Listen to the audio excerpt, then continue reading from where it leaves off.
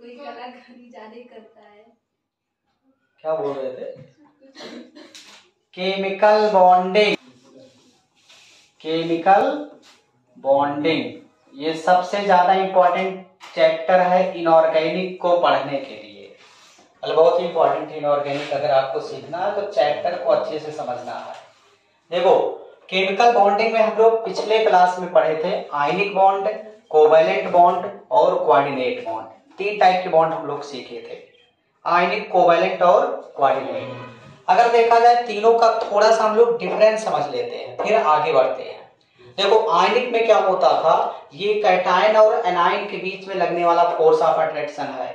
मतलब ये 2 आयन के बीच में बनता है जिसमें इलेक्ट्रॉन का ट्रांसफर होता है। कोवैलेंट का खास बात क्या है, यहाँ म्यूचुअल शेयरिंग ऑफ इलेक्ट्रॉन की वजह से होता है। मतलब 2 एटम होंगे तो same equal number of electron अगर शेयर करेंगे तो कोवैलेंट बॉन्ड बनेगा। और कोऑर्डिनेट भी एक स्पेशल टाइप का कोवैलेंट है क्योंकि वहां भी इलेक्ट्रॉन का शेयरिंग तो होता है बट वहां जो इलेक्ट्रॉन शेयर होते हैं केवल एक एटम के द्वारा शेयर होते हैं। वो एटम इलेक्ट्रॉन अपना देता है जिसका ऑक्टेट कंप्लीट होता है और वो लेता है जिसका ऑक्टेट इनकम्प्लीट होता है। तो जो एटम इलेक्ट्रॉन को शेयर करता है उसे डोनर एटम और जो एक्सेप्ट करता है उसे एक्सेप्टर एटम बोलते हैं। और इसको एरो से रिप्रेजेंट करते हैं। एरो उधर लगाना है जिधर इलेक्ट्रॉन कम रहता है और टेल उधर लगेगा जिधर से इलेक्ट्रॉन आया रहता है। या तो अगर एरो हटा करके हम प्लस माइनस भी लिख सकते हैं, ठीक है ना। तो चलो आज हम लोग कंटिन्यू करेंगे, बहुत ही इंपॉर्टेंट टॉपिक है लुईस डॉट स्ट्रक्चर। आज हम लोग कंटिन्यू करेंगे बच्चों लुईस डॉट स्ट्रक्चर या लुईस डॉटेड स्ट्रक्चर हम लोग पढ़ेंगे। अगर देखा जाए ये मॉलिक्यूल का स्ट्रक्चर बताएगा और अगर ये टॉपिक आपका क्लियर है तो आपको ऑर्गेनिक केमिस्ट्री में फायदा मिलने वाला है। ऑर्गेनिक केमिस्ट्री में आपको फायदा मिलेगा और इनऑर्गेनिक में तो मिलेगा ही, दोनों जगह आपको फायदा मिलने वाला है। मतलब केमिस्ट्री को अगर सीखना है तो आपको लुईस डॉट स्ट्रक्चर पर कमांड होना चाहिए, ठीक है। समझो ध्यान से। जैसे कुछ स्ट्रक्चर हम लोग बनाते हैं तो सबसे पहला और सिंपल स्ट्रक्चर आपको मैं दे रहा हूं। जैसे बनाना है NH3 ही ले लो, बहुत ही सिंपल और आसान स्ट्रक्चर है। इसका लुईस डॉट स्ट्रक्चर बनाना है तो लुईस डॉट स्ट्रक्चर बनाते समय तुम्हें कुछ बातों का ध्यान देना होगा। बात नंबर 1 तुम्हें सेंट्रल एटम पहचानना होगा। बात समझ में आया कि नहीं? अगर तुम सेंट्रल एटम पहचान गए तो तुम्हारा काम थोड़ा सा इजी हो गया। सेंट्रल एटम कौन होता है? सेंट्रल एटम जिसका कम संख्या हो, लेस नंबर ऑफ एटम जो होगा वही सेंट्रल एटम होगा। अच्छा, कभी ऐसा भी हो सकता है कि 2 एटम सेम नंबर में आ जाए तो वो एटम सेंट्रल एटम हो जाएगा जिसकी इलेक्ट्रोनेगेटिविटी कम हो। लेस इलेक्ट्रोनेगेटिविटी वाला एटम हो जाएगा सेंट्रल एटम। पहला ये पॉइंट तुम्हें देखना है और फिर ये वाला पॉइंट देखना है। क्लियर है ना? फिर तुम्हें क्या ध्यान देना है, तुम्हें बैलेंस इलेक्ट्रॉन पता होना चाहिए। बैलेंस इलेक्ट्रॉन, अगर तुम बैलेंस इलेक्ट्रॉन एटम का नहीं जानोगे तो तुम लुईस डॉट स्ट्रक्चर नहीं बना पाओगे। और बैलेंस इलेक्ट्रॉन निकालने का सिंपल तरीका, balance electron equal to group number. जितना ग्रुप नंबर होगा उतना बैलेंस इलेक्ट्रॉन। जैसे कार्बन का ग्रुप नंबर है 4th A तो बैलेंस इलेक्ट्रॉन कितना? 4। ऑक्सीजन का ग्रुप नंबर है 6A तो बैलेंस इलेक्ट्रॉन कितना? 6। हाइड्रोजन का ग्रुप नंबर है 7th A तो बैलेंस इलेक्ट्रॉन कितना? 7। तो जितना ग्रुप नंबर उतना बैलेंस इलेक्ट्रॉन। क्लियर? फिर तुम्हें ध्यान देना है एक और इंपॉर्टेंट टॉपिक, बैलेंसी। बैलेंसी भी तुम्हें एटम का लगभग पता होना चाहिए। बैलेंसी क्या होता है? बैलेंसी मतलब होता है कंबाइनिंग कैपेसिटी ऑफ एटम। मतलब कोई एटम कितने बॉन्ड से कनेक्ट है, कितने बॉन्ड से जुड़ा हुआ है, उस एटम का उतना बैलेंसी होता है। बात समझ में आया? तो क्या लिख सकते हैं, इट इज ए कंबाइनिंग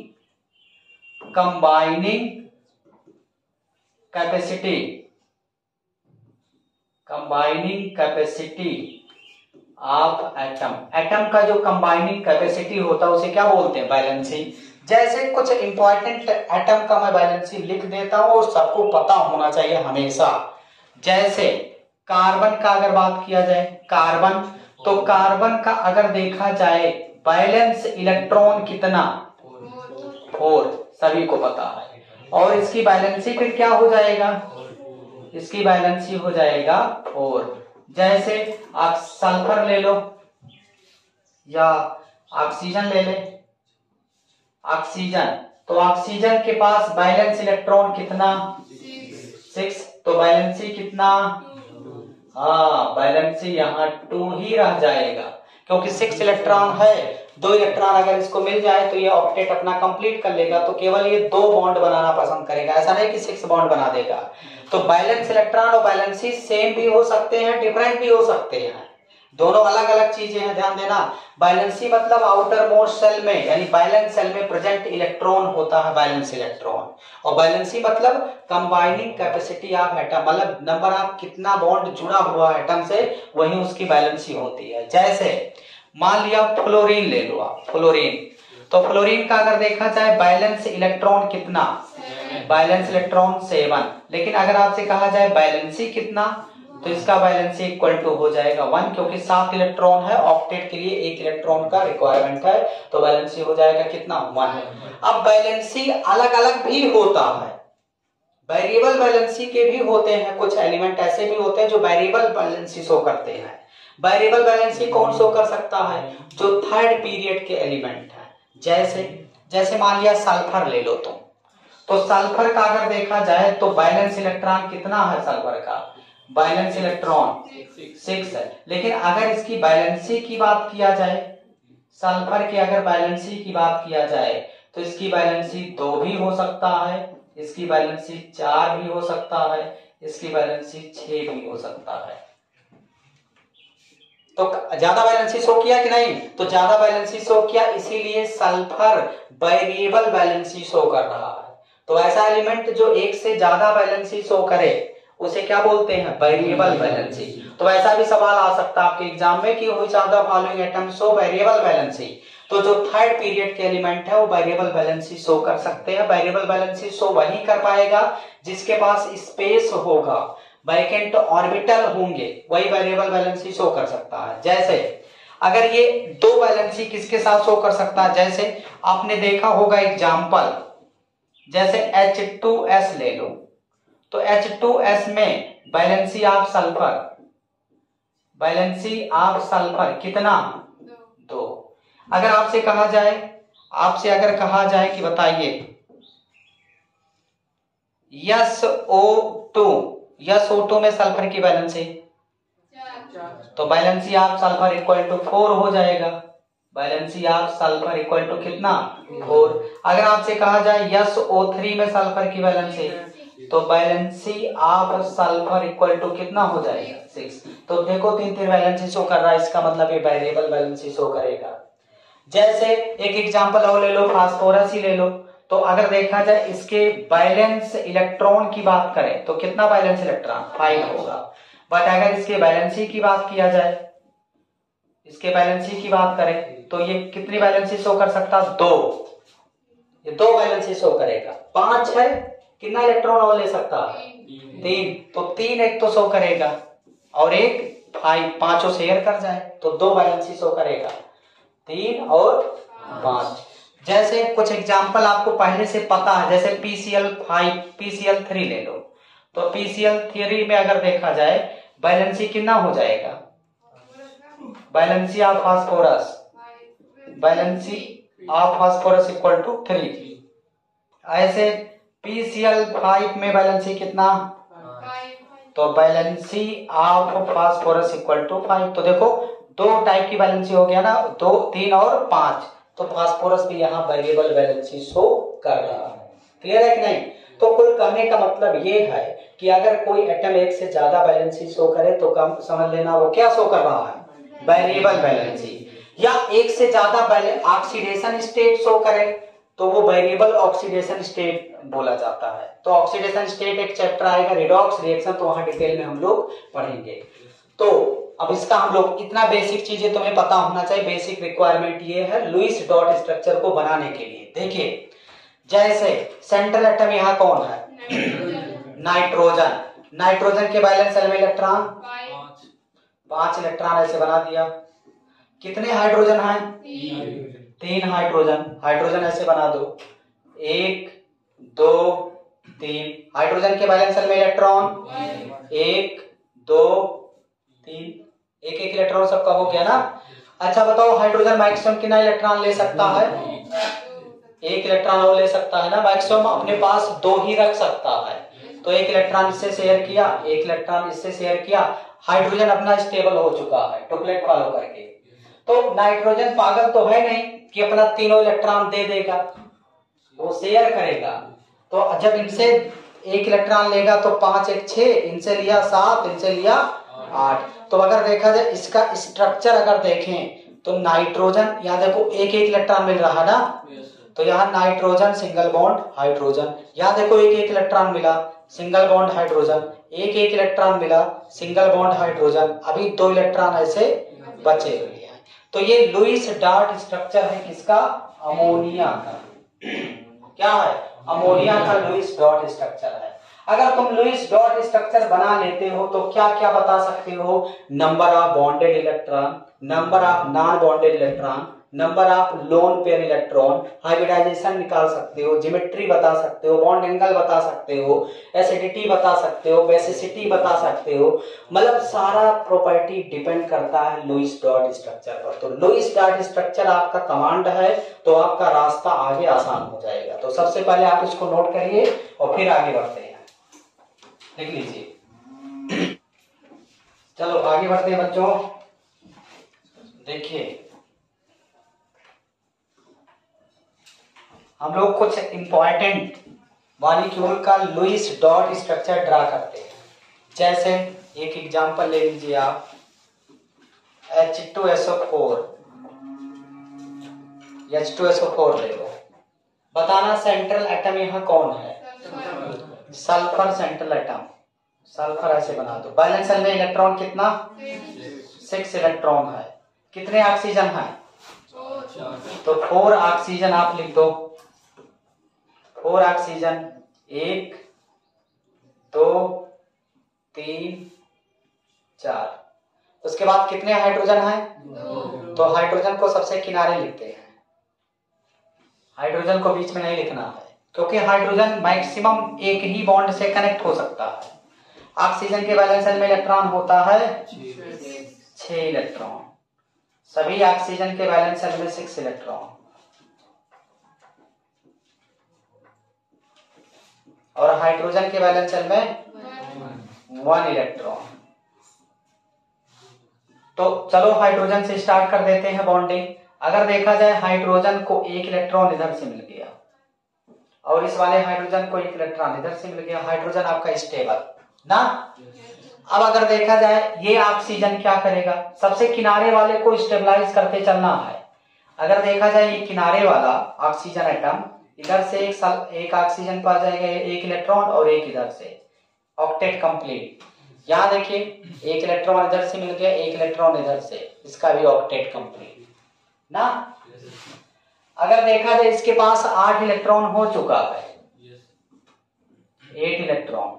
इसके पास 2 इलेक्ट्रॉन हो चुका है, डुप्लेट कंप्लीट। इसके पास भी 8 इलेक्ट्रॉन हो चुका है, इसके पास 2 इलेक्ट्रॉन, ऑक्टेट कंप्लीट है। अब इनका अगर हम लोग बात करें और इनका अगर बात करें तो देखना सल्फर के पास 6 इलेक्ट्रॉन था, ये इसका मिल जाए इसका मिल जाए तो इस सल्फर का भी ऑक्टेट कंप्लीट हो चुका है।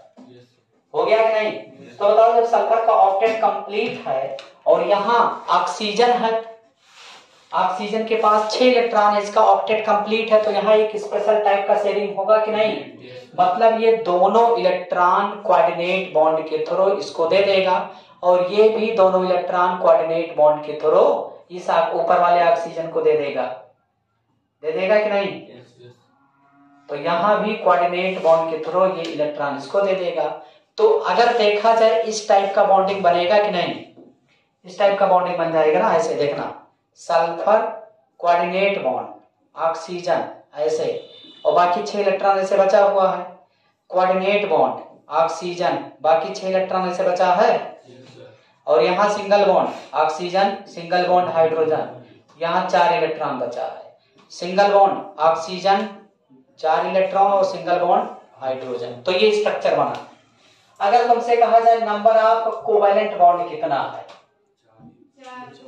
1 2 3 4, नंबर ऑफ कोवैलेंट 4 है। नंबर ऑफ कोऑर्डिनेट कितने हैं, 2 कोऑर्डिनेट है। सिंपल ऐसे आता है calculation, number of coordinate and covalent होगा इस मॉलिक्यूल में, तो आप इस लुईस डॉट स्ट्रक्चर बना करके आसानी से बता सकते हैं। और क्या तरीका है इसी को रिप्रेजेंट करने का, ध्यान देना बच्चों, ध्यान देना। अच्छा, इसका अगर देखा जाए ये थर्ड पीरियड का है ना, सल्फर किसका है, ये थर्ड पीरियड का है।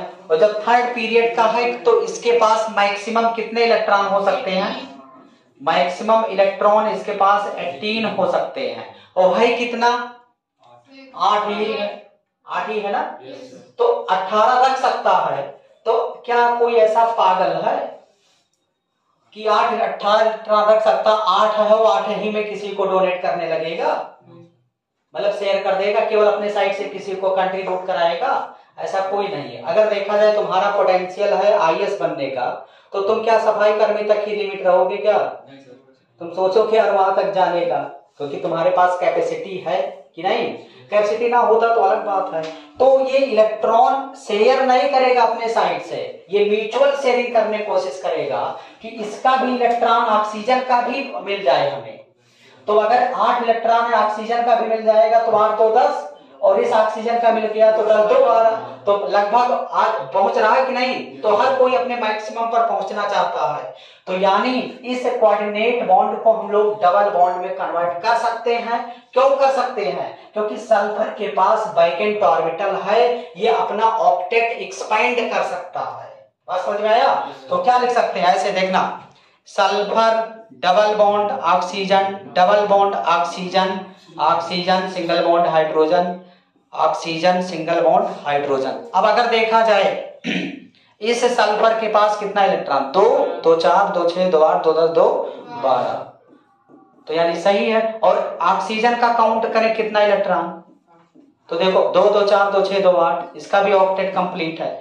यहां इस ऑक्सीजन की अगर बात किया जाए तो 8 इलेक्ट्रॉन, इसके पास भी ऑक्टेट कंप्लीट, इसके पास भी ऑक्टेट कंप्लीट, और हाइड्रोजन का डुप्लेट कंप्लीट। तो इसलिए ये स्ट्रक्चर ज्यादा मतलब डोमिनेटिंग है। दोनों सही है, ये भी सही है और ये भी सही है। अगर तुमसे कहा जाए H2SO4 का स्ट्रक्चर बनाओ, ऑक्टेट रूल फॉलो करे, तो कौन सा स्ट्रक्चर सही है, पहला। और अगर फेलियर ऑफ ऑक्टेट रूल के अनुसार बनाना है तो कौन सा स्ट्रक्चर सही है, दूसरा। क्लियर है कि नहीं। इसका मतलब हम कोऑर्डिनेट बॉन्ड को किसी किसी परिस्थिति में डबल बॉन्ड लगा सकते हैं। ओके, आपको जब कैलकुलेशन बताएंगे सिग्मा पाई, तो कोऑर्डिनेट को कब डबल बॉन्ड के जैसा कंसीडर करना है। मैक्सिमम क्वेश्चन इस पर आते रहते हैं जेईई नीट में, और बच्चों को पता नहीं है कि कब कोऑर्डिनेट डबल माना जाएगा। देखो कोऑर्डिनेट को डबल बनाए कि नहीं। अच्छा, इसमें बताओ एक एग्जांपल और लो, टेक्निकल एग्जांपल है, ध्यान देना। जैसे HNO3 ले लो, सेंट्रल एटम बताना कौन है, नाइट्रोजन। कितने ऑक्सीजन, 3, 1 2 3, और एक हाइड्रोजन। ऐसे हाइड्रोजन सिंगल बॉन्ड से जुड़ जाएगा, नाइट्रोजन ऐसे जुड़ गया, कोई दिक्कत। अच्छा, अगर देखा जाए नाइट्रोजन के पास 1 इलेक्ट्रॉन ये था, 2 इलेक्ट्रॉन, 5 इलेक्ट्रॉन हो गया, तो 5 एक 6 हुआ ना अभी। अरे यार 5 था, एक इधर मिल गया, 6 इलेक्ट्रॉन हुआ। अच्छा, इसके पास कितने इलेक्ट्रॉन हैं, 6 इलेक्ट्रॉन है ना। तो ये 2 इलेक्ट्रॉन से बॉन्ड बना ले ऐसे। तो अब नाइट्रोजन के पास कितना हुआ, 8 हो चुका है ना। तो अब क्या करेगा, इसके पास अगर देखा जाए 1 2 3 4 5 6, तो अगर देखा जाए इसके पास ये दोनों इलेक्ट्रॉन कोऑर्डिनेट बॉन्ड के थ्रू इनको ऐसे डोनेट कर देगा, करेगा कि नहीं। तो अगर देखा जाए HNO3 का स्ट्रक्चर ऐसे बनेगा, देखना, single bond oxygen, single bond nitrogen, double bond, और ऐसे लग जाएगा क्या, कोऑर्डिनेट बॉन्ड। यहाँ कितने इलेक्ट्रॉन हैं, और यहाँ कितने हैं? 4। ये शेयर किया है ना ऑक्सीजन, और ये केवल एक्सेप्ट किया है। दोनों ऑक्सीजन में डिफरेंस है, एक ऑक्सीजन एक्सेप्ट कर लिया 2 इलेक्ट्रॉन डायरेक्ट, और दूसरा वाला इलेक्ट्रॉन शेयर किया। क्लियर? अच्छा ये बताओ, दिमाग लगाना, क्या इस कोऑर्डिनेट को डबल में शिफ्ट कर दें? अभी देखो कोऑर्डिनेट को डबल में तो यहां शिफ्ट कर दिए। हाँ, यहां नाइट्रोजन अपने पास मैक्सिमम रख सकता है 8 इलेक्ट्रॉन। अगर तुम गलती से ऐसा बना दिए, अगर तुम गलती से इस कोऑर्डिनेट को डबल बना दिए तो तुम समझ लो पाप कर दिए, और तुम्हें यमराज भी माफ नहीं करेगा। 2 2 4 2 6 2 8 2 10 इलेक्ट्रॉन हो जाएगा, और ये समझ लो घोर पाप है केमिस्ट्री में ऐसा करना। जितना मैक्सिमम इलेक्ट्रॉन हो सकता उससे ज्यादा नहीं करना है। अननेचुरल है यार। क्लास में मान लिया 50 स्टूडेंट बैठने कैपेसिटी है, और अगर 51 बच्चा बैठ पाएगा? अनस्टेबल रहेगा सिस्टम, बैठ ही नहीं सकता है। 49 बैठ सकता है, 48 बैठ सकता है, 0 भी बैठ सकता है। 0 बैठ जाएगा वैकेंट ऑर्बिटल हो जाएगा, 25 बैठ गया हाफ फील्ड हो गया, सिमेट्रिकल टाइप का हो गया, स्टेबल ज्यादा है, या तो फुल में स्टेबल है या तो हाफ में स्टेबल है। क्लियर है कि नहीं? तो चलो इसको नोट करो, फिर आगे बढ़ जाते हैं। जल्दी से इसको नोट करिए, और इसका लुईस डॉट स्ट्रक्चर देखते हैं कितने महारथी बना सकते हैं। इसको बोलते हैं ओजोन। क्या बोलते हैं? ओजोन। इसका लुईस डॉट स्ट्रक्चर बनाओ लिखने के बाद। ओजोन का स्ट्रक्चर हम लोग बनाते हैं, देखिए O3, हम लोग O3 का स्ट्रक्चर बनाएंगे ओजोन। अच्छा ये बताओ, ऑक्सीजन 3 है ना? 3 ऑक्सीजन लिख दो। ऑक्सीजन के वैलेंस शेल में इलेक्ट्रॉन 6 इलेक्ट्रॉन, 6 इलेक्ट्रॉन। इसके पास भी 6 इलेक्ट्रॉन है, और इसके पास भी 6 इलेक्ट्रॉन।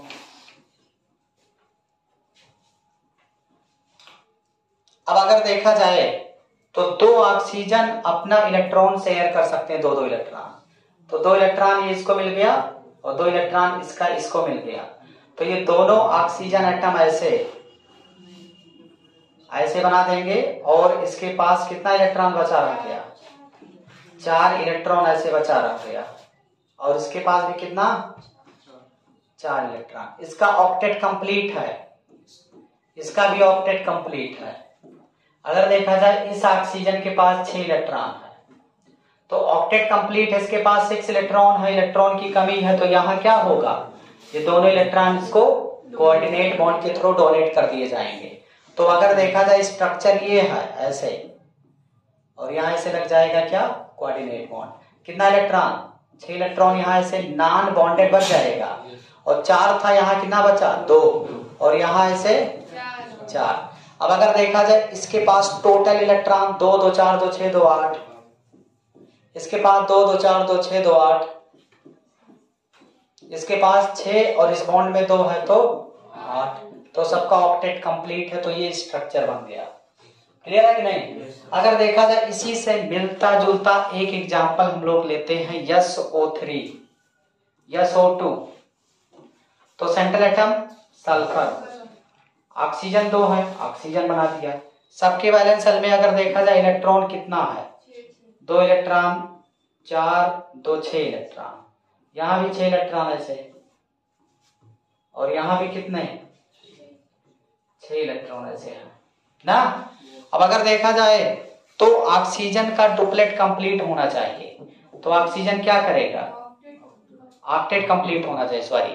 तो ये 2 इलेक्ट्रॉन इधर से मिल गया, इसको अगर 2 इलेक्ट्रॉन इधर से मिल जाए तो इसका ऑक्टेट कंप्लीट हो जाएगा। तो स्ट्रक्चर अगर बनाएंगे तो ऐसे ऐसे, और यहाँ ऐसे डबल बॉन्ड सल्फर, यहाँ ऐसे 4 इलेक्ट्रॉन बच गया ना, और प्लस ऑक्सीजन ऐसे बना दो, 6 इलेक्ट्रॉन इसके पास है। अब अगर देखा जाए तो इस सल्फर का ऑक्टेट कंप्लीट है, 8 इलेक्ट्रॉन है इसके पास, और इसका भी ऑक्टेट कंप्लीट है। इन दोनों में कौन इलेक्ट्रॉन उसको डोनेट कर सकता है? अगर मान लिया ऑक्सीजन दे दे तो क्या पहाड़ टूट जाएगा? क्या नहीं दे सकता है? इसके बाद जब 2 इलेक्ट्रॉन देगा तो उतना ही तो रहेगा।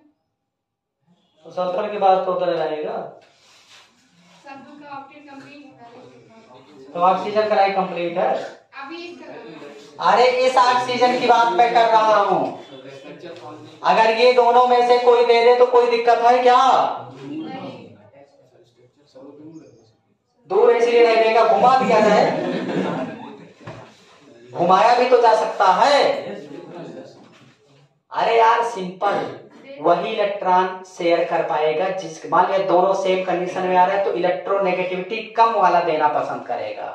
सल्फर की इलेक्ट्रोनेगेटिविटी कम है, ऑक्सीजन ज्यादा इलेक्ट्रो, मान लिया ये भी ऑक्सीजन होता तो दे देता, यहाँ सल्फर कम इलेक्ट्रोनेगेटिव है, ऑक्सीजन ज्यादा है, तो इस वजह से सल्फर देगा।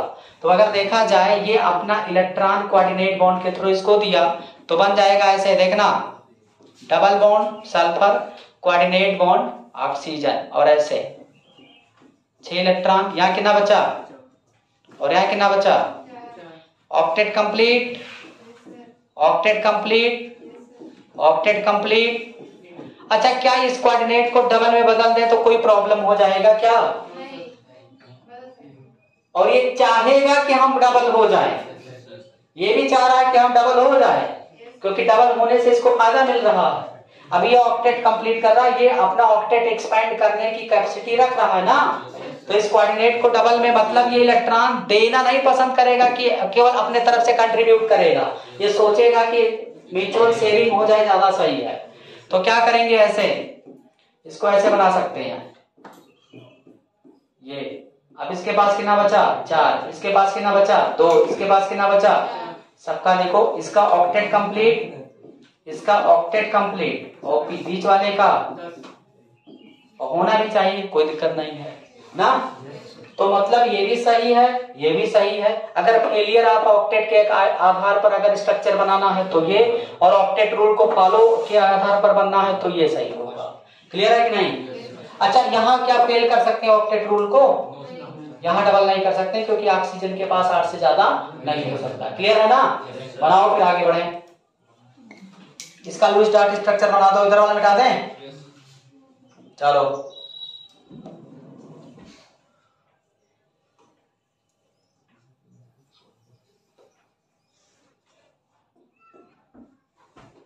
SO3 का और HNO2 का लुईस डॉट स्ट्रक्चर बनाओ।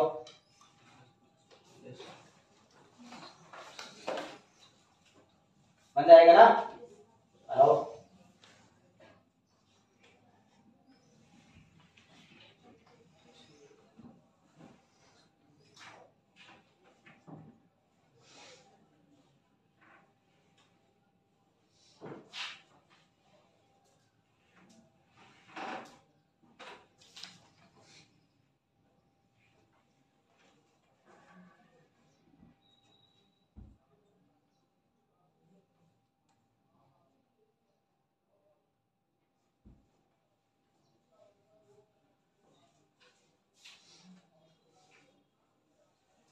चलो बताएं।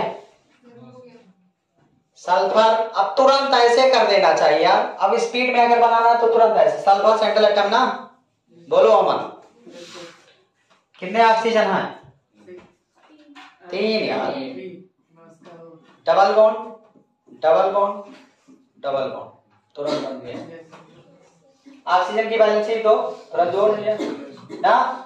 यहाँ अब देखो कुछ लुईस डॉट स्ट्रक्चर ऐसे स्पीड में बन जाएगा, मतलब स्ट्रक्चर ही तुम्हें बनाना तो स्पीड में बना दो। सेंट्रल एटम,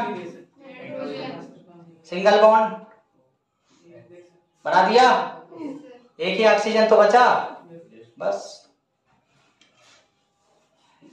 समझ रहे हो कि नहीं? यहाँ 2 इलेक्ट्रॉन है ना। अच्छा अगर तुमसे पूछा जाए, पूछें कि ना पूछें? चलो बताएंगे प्रत्येक मिश्रा।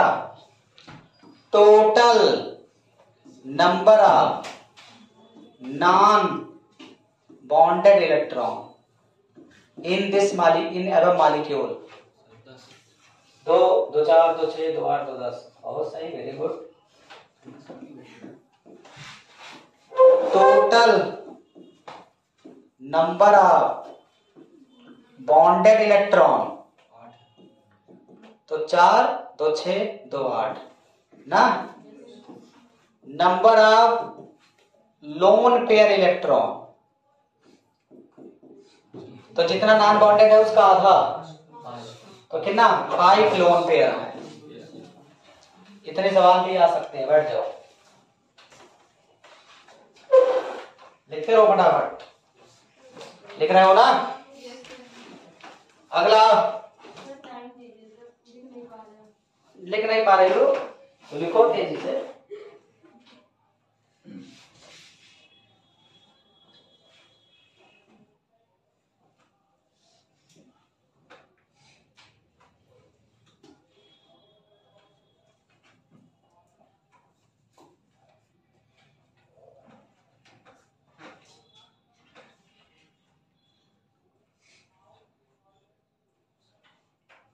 इसके आगे जो मॉलिक्यूल आएगा, जो कॉन्सेप्ट पढ़ना है, electron deficient species, odd electron molecule और फॉर्मल चार्ज, तो हम लोग ये सब टॉपिक का कवर करेंगे।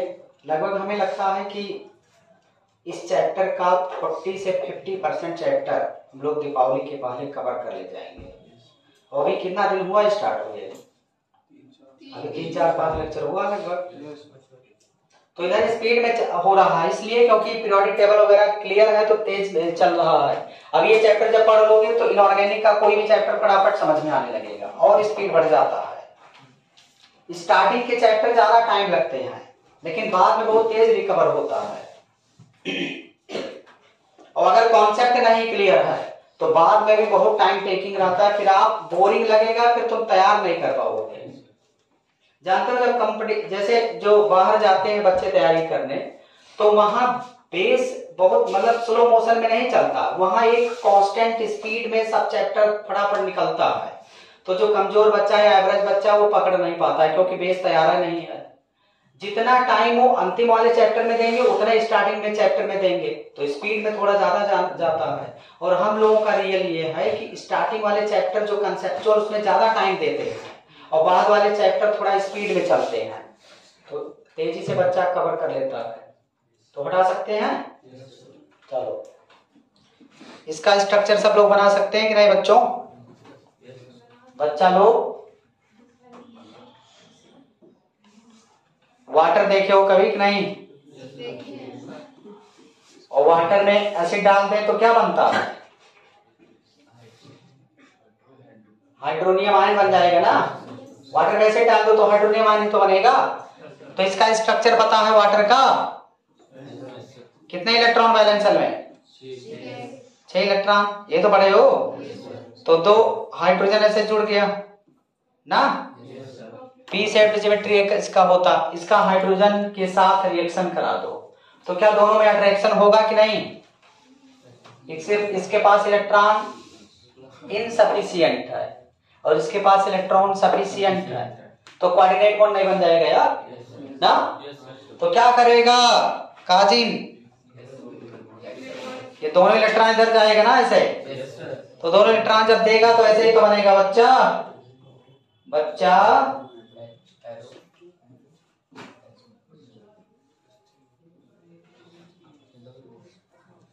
ना। सही है। अच्छा, हाइड्रोनियम आयन में कितना कोऑर्डिनेट बॉन्ड हो गया? 1। और कितना कोवैलेंट? 2। अच्छा, इसको चाहे ऐसे बना दे तो कोई दिक्कत है क्या? जिधर टेल है उधर नेगेटिव, जिधर हेड है उधर पॉजिटिव कर सकते हैं कि नहीं? अच्छा सॉरी, यहाँ न्यूट्रल नहीं, प्लस ऐसे बचा रह जाएगा। तो ये बताओ, इसको हटाने का मतलब इधर नेगेटिव और इधर ऐसे पॉजिटिव, तो प्लस माइनस कैंसिल आउट नहीं हो जाएगा? अरे भाई पहले से पॉजिटिव था ही, बॉन्ड हटाने की वजह से जिधर हेड है उधर नेगेटिव, जिधर टेल है उधर पॉजिटिव, तो पहले से पॉजिटिव था नेगेटिव रख दिया तो न्यूट्रल नहीं हो गया। किसी एटम पर तुम प्लस माइनस दोनों देखे हो क्या? अभी तक न्यूट्रल हो जाएगा। तो क्या होगा? ऐसे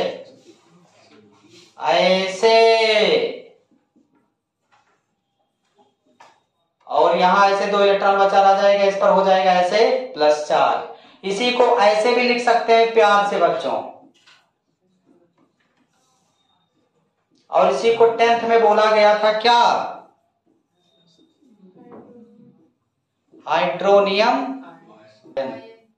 तो ऐसा बॉन्डिंग का ही तो कमाल है, कैसे कौन बन रहा है। तो इसको नोट करो, फिर आगे बढ़ते हैं।